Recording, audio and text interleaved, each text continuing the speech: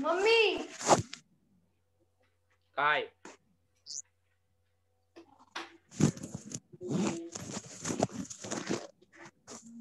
बर आपण आपला या बीकॉमचा पहिला topic profit prior to incorporation याची रिव्हिजन बघतो. याच्याबाबतची डिटेल इन्फॉर्मेशन आपण या मागच्या लेक्चर्स मध्ये बघितली आहे. मग प्रॉफिट प्रायर टू इनकॉर्पोरेशन म्हणजे काय? जनरली कंपनीच्या आयुष्यामध्ये ही घटना एकदाच किंवा विशेष परिस्थितीमध्ये घडते. उदाहरणार्थ एखादी नवीन कंपनी जर स्थापन झाली तर सर्वसाधारणपणे या कंपनीचे दोन प्रकार आहेत. एक पब्लिक लिमिटेड आणि दुसरी प्रायव्हेट लिमिटेड. प्रायव्हेट लिमिटेड कंपनीला ज्यावेळेला तिला स्थापन करायचं असतं त्यावेळेला फक्त एका सर्टिफिकेटची गरज पडते, सर्टिफिकेट ऑफ इनकॉर्पोरेशन. मात्र पब्लिक लिमिटेड कंपनीला सर्टिफिकेट ऑफ इनकॉर्पोरेशन सोबतच certificate of commencement into business हे पण घ्यावं लागतं. सुरुवातीला इनकॉर्पोरेशन सर्टिफिकेट भेटतं आणि त्यानंतर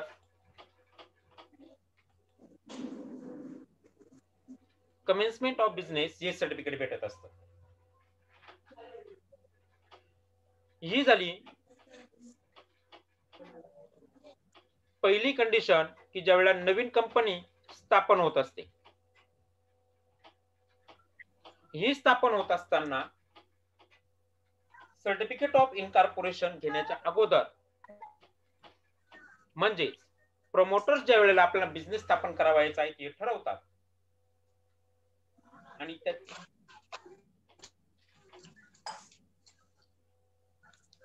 आणि त्याबाबतचे कामकाज सुरू करतात.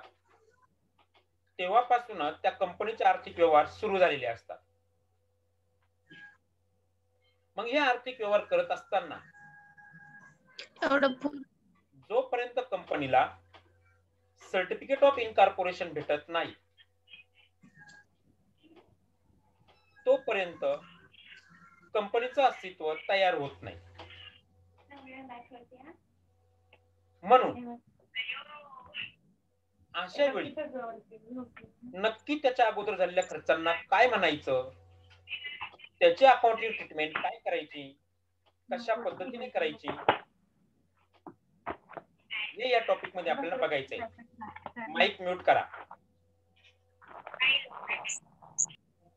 नंबर 2, समजा एखादा प्रोप्रायटरशिप बिझनेस किंवा पार्टनरशिप बिझनेस किंवा एखादी प्रायव्हेट लिमिटेड कंपनी पूर्वीपासूनच अस्तित्वात आहे. ती आपला बिझनेस करते आहे. त्यांचं आर्थिक वर्ष 1 जानेवारी ते 31 डिसेंबर आहे असं उदाहरणासाठी समजूया, समजायला सोपं जाईल. दुसरी कंपनी स्थापन होते आणि ती स्थापन होणारी कंपनी ही प्रोप्रायटरशिप किंवा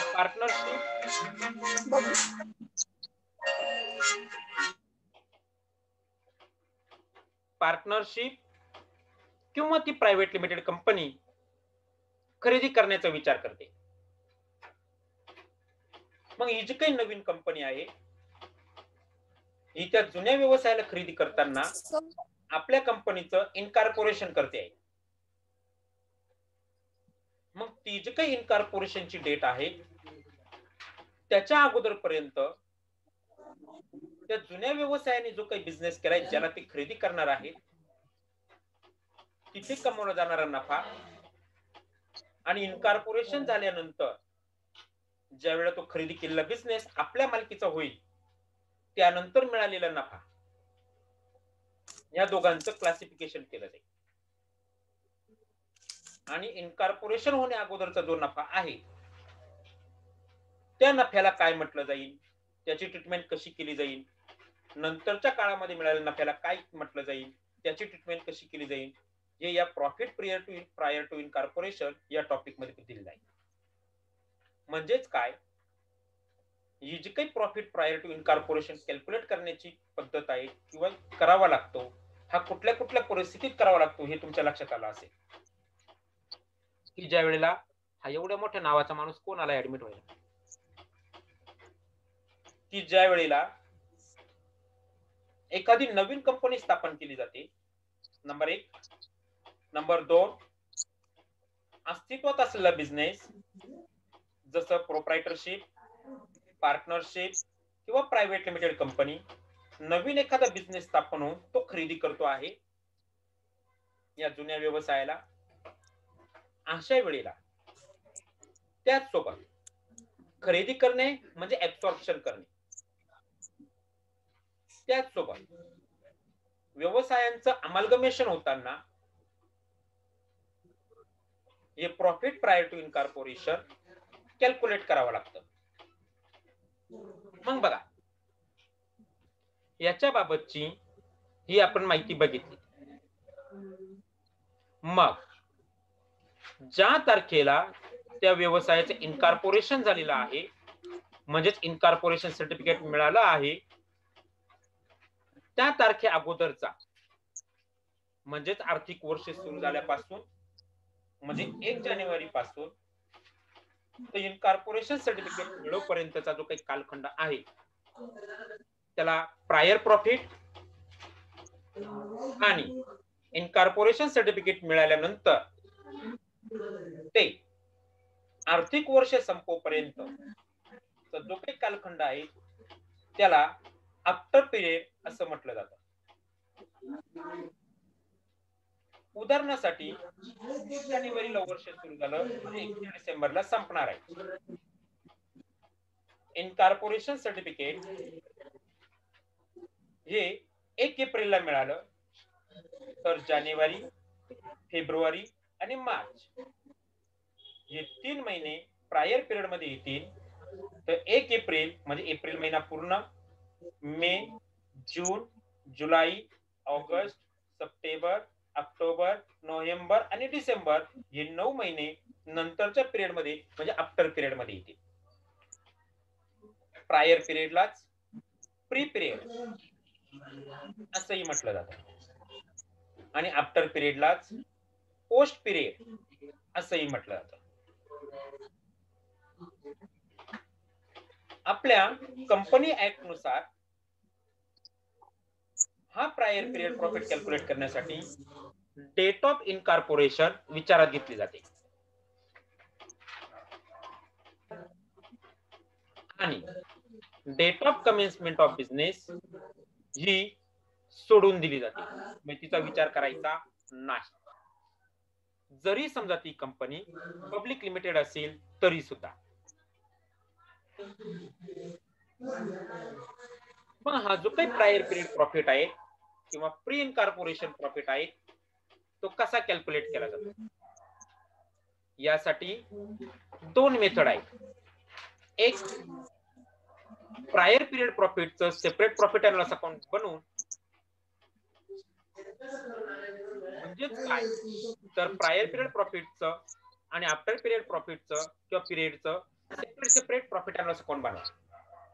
म्हणजे 1 जानेवारी ते 31 मार्च प्रायर पिरियड हे profit and loss account separate आणि 1 एप्रिल ते 31 डिसेंबर हे आफ्टर पिरियडचं profit and loss account separate बनवा. कृपया माईक म्यूट करा. नंबर दुसरी मेथड की संपूर्ण वर्षाचं म्हणजे 1 जानेवारी पासून तर 31 डिसेंबर पर्यंत combine profit and loss account बनवा आणि त्यानंतर त्याच्या खर्चांची आणि नफ्याची सुटेबल बेसिस नुसार त्या पिरियड वाईज डिस्ट्रीब्युशन करा.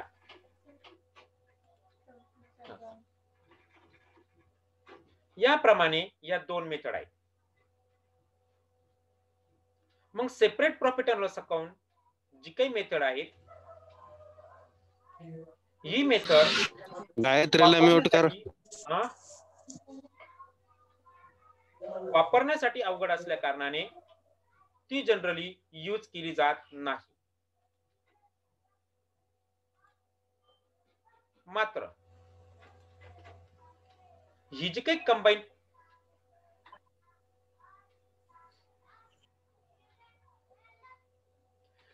Combine profit and loss account method आहे दुसरी, ही मात्र सर्व प्रचलित आहे. यामध्ये ट्रेडिंग अकाउंटचा ग्रॉस प्रॉफिट हा प्रॉफिट अँड लॉस अकाउंटला ट्रान्सफर केला जातो आणि त्यानंतर प्रॉफिट अँड लॉस अकाउंटचा विचार करून त्याच्याशी संबंधित लॉजिकल बेसिस वापरले जातात आणि त्यातील इन्कम, ग्रॉस प्रॉफिट आणि एक्सपेन्सेस यांचं डिस्ट्रीब्युशन केलं जातं.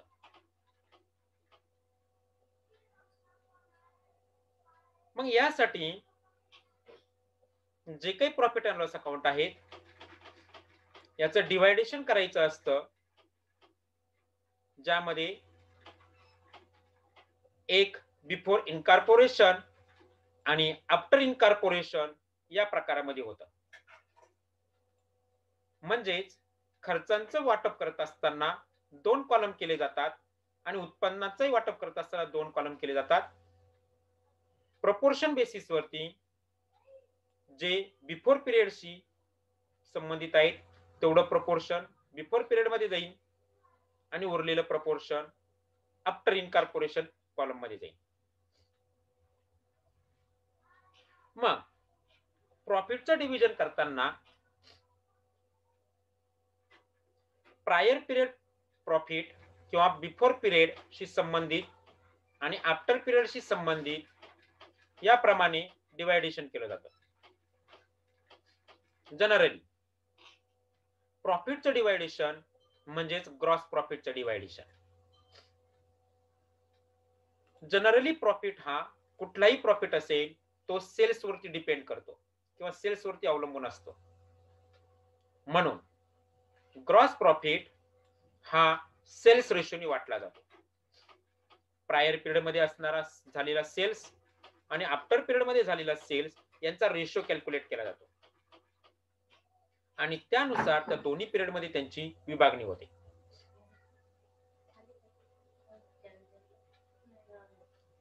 जर आपल्याला त्या दोन्ही पिरियडचा सेल्स दिलेला नसेल तर त्यावेळेला असा प्रॉफिट ग्रॉस प्रॉफिट हा टाइम रेशोने वाटला तरी चालतो. पण जर आपल्याला सेल्स दिलेला नसेल तर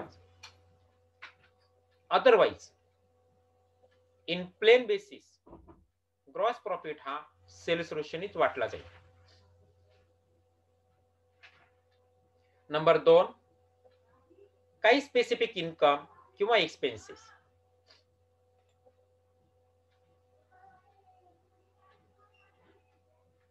काही ठराविक खर्च हे क्लिअर कट प्रायर पिरियडशी संबंधित असतात म्हणून असे खर्च प्रायर पिरियडलाच घेतले जातील, म्हणजे बिफोर इनकॉर्पोरेशन कॉलम मध्येच घेतले जातील. जसं जर आपण एखाद्या पार्टनरशिप बिझनेस खरेदी केलेला असेल,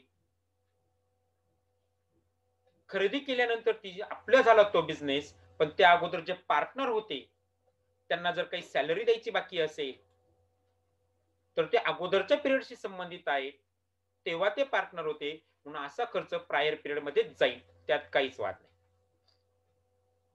आता हे जुन्या पार्टनरशिप फर्मचे असणारे पार्टनर्स म्हणजे त्यांचे मूळ मालक आणि अशा मूळ मालकांना व्हेंडॉर असं म्हटलं जातं.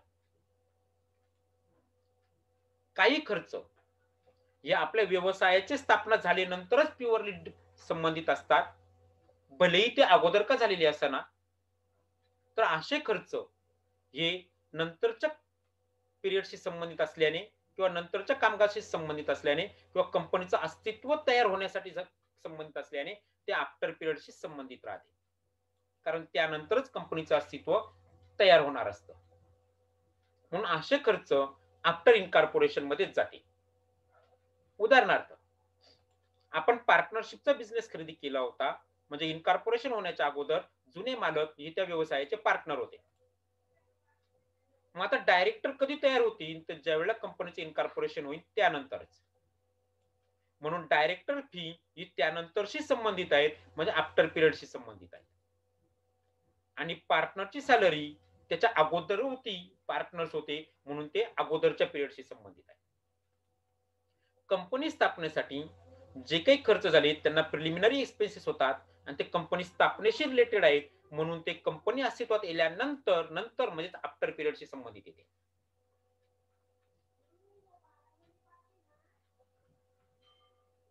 मात्र काही खर्च असे असतात की जे आपल्याला डिव्हाइड करायचे असतात, म्हणजे त्याची विभागणी करायची असते. मग काही खर्च जे ते टाइम पिरियडशी संबंधित असतात. हा आदर्श बोला. चुकून झालं.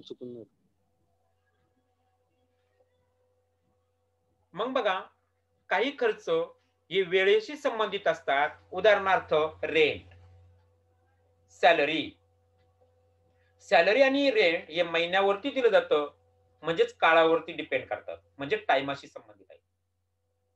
म्हणून असे खर्च जे टाइम बेसिस वरती डिवाइड केले जातात. तर काही खर्च हे जशी विक्री वाढेल त्याप्रमाणे वाढतात, तर जशी विक्री घटेल त्याप्रमाणे ते घटतात. म्हणून असे खर्च हे सेल्स रेशोने वाटले जातात. टाइम रेशोने जे खर्च वाटले जातात ते तुमचा व्यवसाय हो अथवा न हो तरी सुद्धा ते पे करायचे असतात. म्हणून अशा खर्चांना फिक्स एक्सपेन्सेस म्हटलं जातं.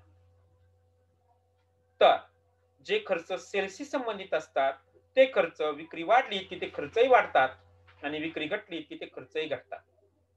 म्हणून त्यांच्यामध्ये विक्रीनुसार बदल होतो. म्हणून अशा खर्चांना व्हेरिएबल एक्सपेन्सेस असं म्हटलं जातं.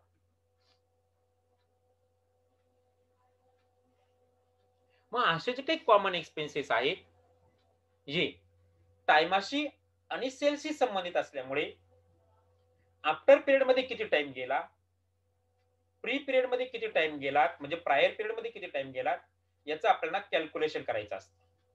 म्हणजेच त्यांचा आपल्याला रेशो कॅल्क्युलेट करायचा असतो. असे जे काही टाइम बेसिस वरती संबंधित काही खर्च आहेत ते आप जर बघायचे झाले तर rent, salary, insurance, telephone expenses, rate and taxes या प्रकारचे खर्च आहेत. जे खर्च ऍडमिनिस्ट्रेशनसाठी किंवा मॅनेजमेंट ओव्हरहेड म्हणून ओळखले जातात. हा जो काही टाइम रेशो आहे तो आपलं वर्ष सुरू झाल्याच्या तारखेपासून ते ज्या तारखेला आपलं इनकॉर्पोरेशन झालं आहे तिथपर्यंतचा पिरियड म्हणजेच प्री इनकॉर्पोरेशन पिरियड म्हटला जाईल. आणि इनकॉर्पोरेशन झाल्यापासून ते वर्ष संपेपर्यंतचा पिरियड याला पोस्ट इनकॉर्पोरेशन म्हटलं जाईल. यासाठी इथे उदाहरण घेतलं आहे की आपलं आर्थिक वर्ष 1 जानेवारी ते 31 डिसेंबर असं आहे आणि आपलं इनकॉर्पोरेशन हे 1 ऑक्टोबरला झालेलं आहे. ते 1 जानेवारी ते 1 ऑक्टोबर हा जो काही कालखंड आहे तो 9 महिन्यांचा कालखंड इनकॉर्पोरेशनच्या अगोदरचा झाला, म्हणून तो प्री इनकॉर्पोरेशन पिरियड झाला. आणि 1 ऑक्टोबर पासून तर 31 मार्च पर्यंतचा पिरियड इनकॉर्पोरेशन झाल्यानंतरचा आहे, म्हणजे पोस्ट इनकॉर्पोरेशन झाला. असा कालखंड हा 3 महिन्यांचा झाला. म्हणून टाइम रेशो हा अगोदरचा पिरियड 9 महिने, नंतरचा पिरियड 3 महिने, म्हणून त्यांचा रेशो झाला 9:3. दुसरा जो काही रेशो आहे तो सेल्स रेशो, म्हणजे सेल्स रेशोने वाटण्याचा जे काही खर्च आहेत ते जर सांगायचे झाले तर फ्रेट आउटवर्ड म्हणजे carriage outward, commission to salesman, discount allowed, bad debt या प्रकारचे येते. असे खर्च विक्रीशी संबंधित आहेत, म्हणजेच अशा ओव्हरहेड्सला सेल्स अँड डिस्ट्रीब्युशन ओव्हरहेड असं म्हटलं जातं. हे खर्च विक्रीनुसार कमी जास्त होतात म्हणून त्यांना व्हेरिएबल एक्सपेन्सेस असं पण म्हटलं जातं. आणि म्हणून असे खर्च हे सेल्स रेशोने डिवाइड केले जातात. मग 1 ऑक्टोबरला आपलं इनकॉर्पोरेशन झालं आहे. 1 जानेवारीला आपलं वर्ष सुरू झालंय, 31 डिसेंबरला आपलं वर्ष संपतंय. सपोज त्यांनी सांगितलं की वर्षभरामध्ये आपली एकूण विक्री 8 लाख रुपये झालेली आहे. त्यातली 1 जानेवारी पासून तर 1 ऑक्टोबर म्हणजे बिफोर पिरियडशी संबंधित 5 लाख रुपये विक्री आहे. आणि नंतरच्या पिरियडशी संबंधित 8 लाखातनं अगोदरचे 5 लाख वजा झाले म्हणजे 3 लाख रुपये नंतरच्या पिरियडशी संबंधित आहेत. अशा वेळेला बिफोर पिरियडशी संबंधित विक्री 5 लाख आणि आफ्टर पिरियडशी संबंधित विक्री 3 लाख, याप्रमाणे यांचा रेशो 5:3 आणि या रेशोला सेल्स रेशो असं म्हटलं जाईल. याप्रमाणे टाइम रेशो आणि सेल्स रेशो कॅल्क्युलेट केले जाते. मग प्रायर पिरियड प्रॉफिट कशा प्रकारे कॅल्क्युलेट केला जातो? तर यासाठी आपल्याला जे काही आपलं आर्थिक वर्ष आहे ते 2 पार्ट मध्ये विभागायचं असतं, प्रायर पिरियड आणि आफ्टर पिरियड. मग हे विभागत असताना आपल्याला विभागणी सुरू करायची आहे ग्रॉस प्रॉफिट पासून, म्हणजे प्रॉफिट अँड लॉस अकाउंटच्या क्रेडिट साइड कडनं पहिला आयटम ग्रॉस प्रॉफिट पासून. असा ग्रॉस प्रॉफिट आपल्याला सेल्स रेशोनी वाटायचा असतो. त्यानंतर इन्कम साइडला असलेले डिव्हिडंड जे काही आहेत ते, त्यानंतर शेअर ट्रान्सफर फी, रिसिव्ड, हे जे काही पे आहेत, त्यानंतर हे जे इन्कम आहे ते योग्य त्या रेशोनुसार वाटले जातात. जसं इंटरेस्ट ऑन एफडी हा जो काही आयटम आहे हा टाइम रेशोने वाटला जाईल.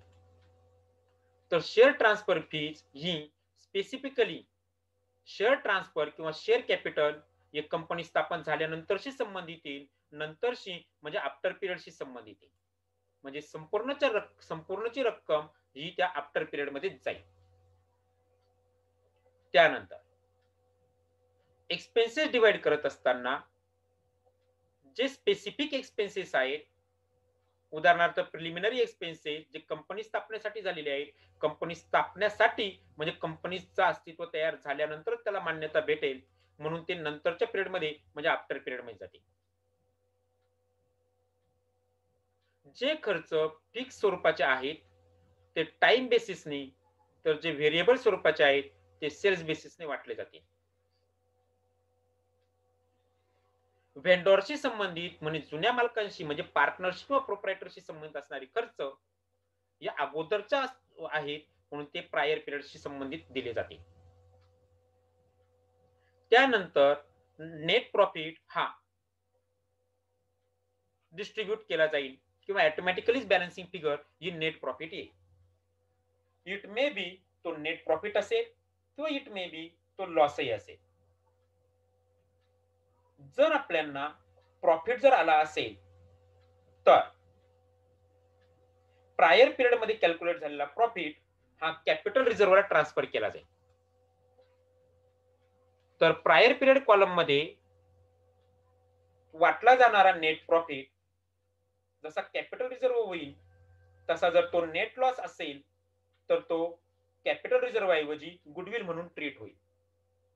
म्हणजेच प्रायर पिरियड मधील नफा हा कॅपिटल रिझर्व्ह असतो, तर प्रायर पिरियड मधील तोटा ही गुडविल असते. आफ्टर पिरियड मध्ये कॅल्क्युलेट होणारा प्रॉफिट हा रेव्हेन्यू प्रॉफिट समजला जातो आणि तो शेअर होल्डर्स मध्ये डिव्हिडंड म्हणून वाटला जातो, म्हणून त्याला डिव्हायजेबल प्रॉफिट असं म्हटलं जातं. तर आफ्टर पिरियड मध्ये जर नेट लॉस आला तर तो नेट लॉस हा सुद्धा डिव्हायजेबल लॉसच म्हणावा लागेल. मात्र असा लॉस शेअर होल्डर मध्ये वाटला जात नाही. मग जे काही आपले खर्च किंवा इन्कम आहे, थोडक्यात असे खर्च आणि इन्कम हे प्रायर पिरियड